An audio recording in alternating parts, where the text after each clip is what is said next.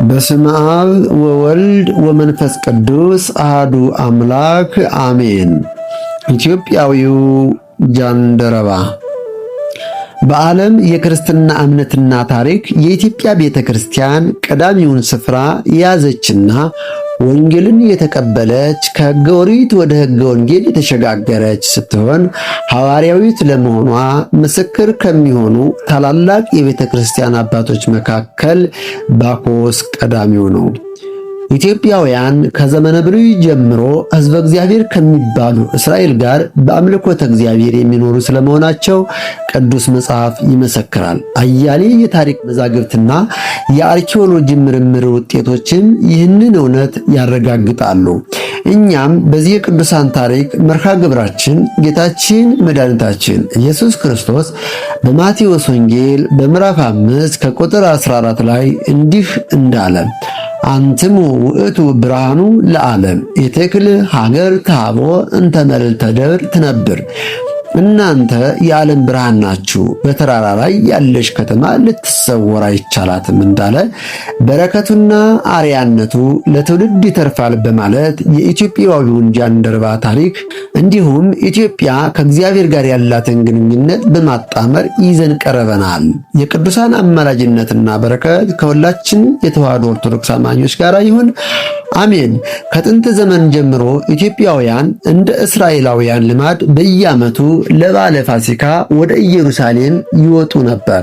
ኢትዮጵያዊው ጃንደረባም ወደ ኢየሩሳሌም ሊሰግድ የሄደው ይህንን የአባቶች ሥርዓት መሠረት በማድረግ ነው። የዚያን ዘመን ጉዞ ከኢትዮጵያ ወደ ኢየሩሳሌም ለመድረስ 4400 ማይልስ መጓዝ ግድ ይል ነበር። ይህም ባኮስ የተባለ የንግሥት ህንደኬ የገንዘቧ ሁሉ ኃላፊ ወይም በጅሮንድ የሆነ ኢትዮጵያዊ ጃንደረባ የፋሲካን በዓል ለማክበር በ35 ዓመተ ምህረት ወደ ኢየሩሳሌም ደርሶ ሲመለስ የበረሃው ሙቀት ሳያሳቅቀው በሰረገላው ውስጥ ሆኖ የነቢዩ ኢሳይያስን መጽሐፍ 53ኛውን ምዕራፍ ያነብ ነበር። ይህም ኢትዮጵያውያን መቼም ቢሆን ከእግዚአብሔር መለየት የማይወዱና የነቢያትን መጻሕፍት የሚከተሉ እንደነበሩ የሚያሳይ መጽሐፍ ቅዱሳዊ ምስክር ነው። በወቅቱ ጃንደረባው የሚያነበው የትንቢት ቃል ምስጢሩ ስለረቀቀበት የተሰወረውን መግለጥ ልማዱ የሆነው እግዚአብሔር ሐዋርያው ፊልጶስን ላከለት። ፊልጶስም ወውቱሰ ኢከሰተ አፉሁ በሕማሙ ወመጻ ይጠባ ከመበግ ወከመበግ የዋህ ዘኢይነብብ በቅድመ ዘይቀርቦ። እንደ በግ ወደ መታረር ተነዳ፣ የበግ ጠቦትም በሸላቹ ፊት ዝም እንደሚል እንዲሁ አፉን አልከፈተም። በውርደቱ ፍርዱ ተወገደ፣ ሕይወቱ ከምድር ተወግዳለችና ትውልዱንስ ማን ይናገራል? ኢሳይያስ 53 ከቁጥር 7 የሚለውን የትንቢት ቃል አሰምቶ ሲያነብ አገኘው። በውኑ የምታነበውን ታስተውለዋለህን? ሲልም ጠየቀው። ጃንደረባውም በተለመደው የኢትዮጵያውያን ትህትና እኔ አላውቀውም፣ እስኪ እባክህ ንገረኝ፣ የሚመራኝስ ሳይኖር ይህ እንዴት ይቻለኛል? ነቢይ ይህንን የሚናገረውስ ስለ ራሱ ነው ወይንስ ስለሌላ ነው ብሎ ከጠየቀው በኋላ ወደ ሰረገላው እንዲወጣና አብሮት እንዲቀመጥም ፊልጶስን ጋበዘው። በሰማርያ ያስተምር የነበረው ሐዋርያው ፊልጶስም ከመነሻ እስከ መድረሻው ዘርዝሮ ነገሩን ተርጉሞ ትንቢት መፈጸሙን፣ አምላክ ሰው መሆኑን፣ ዓለሙን ሁሉ ሥጋ መልበሱን፣ በመስቀል ላይ መሰቀሉን፣ ሞቶ ዓለሙን ሁሉ ማዳኑን፣ ተነስቶ ወደ ሰማይ ማረጉን እና በአብ ቀኝ መቀመጡን፣ አሁን በመልእክተኞቹ እየተዘዋወሩ ሰው ሁሉ በእርሱ እንዲያምን ማስተማር መጀመራቸውን፣ ሁሉንም በዝርዝር ወንጌልን እየሰበከለት እየገለጸለት ሲሄዱ ውሃ አገኙ። እንግዲያውስ ውሃ አለ፣ መጠመቁን ማን ያግደኛል? እንዳልጠመቅስ ማን ይከለክለኛል? ብሎ ከሰረገላ ወርዶ እሱና ሐዋርያው ወደ ውሃው ወረዱ። ጃንደረባውም እኔ ክርስቶስ የሕያው የእግዚአብሔር ልጅ እንደሆነ አምናለሁ ብሎ ሃይማኖቱን መስክሮ በሐዋርያው እጅ ተጠምቆ ወደ ኢትዮጵያ ገባ።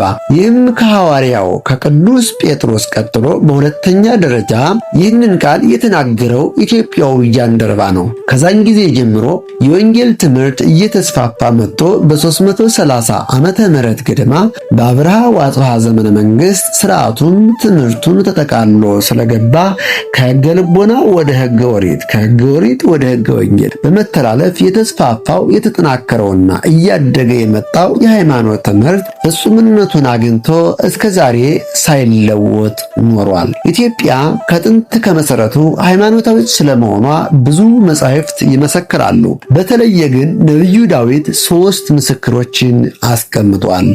አንደኛው በመዝሙር 67 ከቁጥር 31 የሚገኘው ሲሆን ይህም ኢትዮጵያ ታበጽሕ እደዊሃ ሀበ እግዚአብሔር ነገሥተ ምድር ሰብሕዎ ለእግዚአብሔር፣ ኢትዮጵያ እጆቿን ወደ እግዚአብሔር ትዘረጋለች፣ የምድር ነገሥታት እግዚአብሔርን አመስግኑት የሚለው ነው። ይህ ቃል ከሕገ ኦሪት ወደ ኢትዮጵያ ከመግባቱ በፊት ዳዊት የተናገረው በመሆኑ ኢትዮጵያ በሕገ ልቦናም ቢሆን ከእግዚአብሔር በቀር ሌላ እንዳላመለከች የሚያረጋግጥ ነው። ሁለተኛው በመዝሙር 71 ከቁጥር 9 እስከ 11 የሚገኘው ነው። ይህም ይገንዩ ቅድሜሁ ኢትዮጵያ ወጸላይቱሂ ሐመደ ይቀምሁ ነገሥተ ተርሴስ ወደ ሰያድ አምሃ ያበው ነገሥተ ሳባ ወአረብ ጋዳ ያመጹ። ኢትዮጵያውያን በፊቱ ይሰግዳሉ፣ ጠላቶቹም አፈርን ይልሳሉ። የተርሴስና የደሴቶች ነገሥታት ስጦታን ያመጣሉ፣ የሳባና የአረብ ነገሥታት እጅ መንሻ ያመጣሉ። ይህም ኢትዮጵያውያን አባታቸው ዠረዴስት ከውሃ ዳር ሆኖ ከዋክብትን ሲመለከት ባየው ራእይ መሠረት ጽፎ ያስቀመጠላቸውንና ኋላም መልእክትን ይዞ በሰማይ የታየውን ኮከብ ተከትለው ሲሄዱ ለጌታ ለኢየሱስ ክርስቶስ ገጸ በረከት ማቅረባቸውን ወርቅ፣ ዕጣን፣ ከርቤ መገበራቸውን የሚያስረዳ ነው። ሦስተኛውም በመዝሙር 86 የሚገኘው ሲሆን ነኪር ነገሩ በእንቲአኪ ሀገር እግዚአብሔር እዝየከሮን ለረአብ ወለባቢሎን እለ ያምራሊ ወናሁ ኢሎፍሊ ወጢሮስ ወሕዝበ ኢትዮጵያ እለተወልዱ በየ እምነ ጽዮን ይብል ሰብ። የእግዚአብሔር ከተማ ሆይ ስለ አንቺ የተነገረው ነገር ድንቅ ነው። የሚያውቁኝን ራብንና ባቢሎን አስባቸዋል።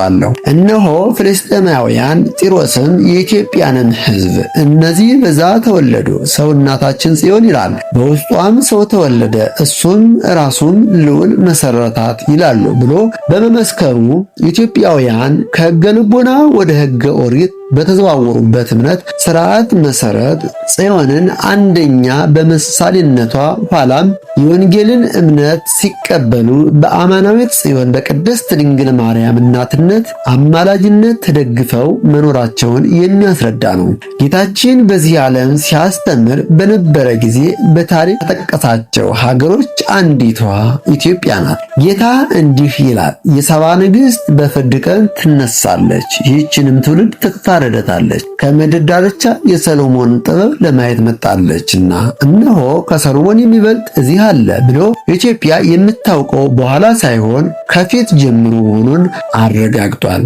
እንዲህ አይነት ምስክሮች በነቢያት መጽሐፍ በብዛት ይገኛሉ። ይህን ተከትሎ እውነቱን የሚያጠና የሚመረምር የሚከታተል ሰው የኢትዮጵያና የእግዚአብሔር ግንኙነት ከተጀመረ ታሪኩ ብዙ የሚባል ብቻ ሳይሆን አንደኛም ጭምር መሆኑን ከሰው ልጅ ታሪክ ጋር አብሮ የሚሄድ መሆኑን ያልተለወጠ ያልተናወጠ ትምህርቱ ያልተሰረዘ ያልተደለዘ መሆኑን ማመን አያዳግተውም። ቅዱስ ዮሐንስ አፈወርቅ ጃንደረባው ለወገኖቹ ሐዋርያ ሆነ ሲል እንደተናገረው ጃንደረባው ወደ ሀገሩ ከተመለሰ በኋላ ትምህርተ ክርስትናን በኢትዮጵያ ሰብኮ ወንጌልን አስተምሮ በርካቶችን አሳመነ። ቀጥሎም ጃንደረባው ሀብቱን ስልጣኑን ትቶ ከኢትዮጵያ እስከ ህንድ ድረስ እየተዘዋወረ ወንጌልን ሲያስተምር ቆይቶ በሀገረ ሊቢያ በሰማዕትነት አረፈ። የቅዱስ ባኮስ በረከቱ ትድረሰን። ኢትዮጵያ ሀገራችንን፣ ተዋህዶ ሃይማኖታችንን፣ ክርስቲያን ህዝባችንን እግዚአብሔር በቸርነቱ ይጠብቅልን። አሜን።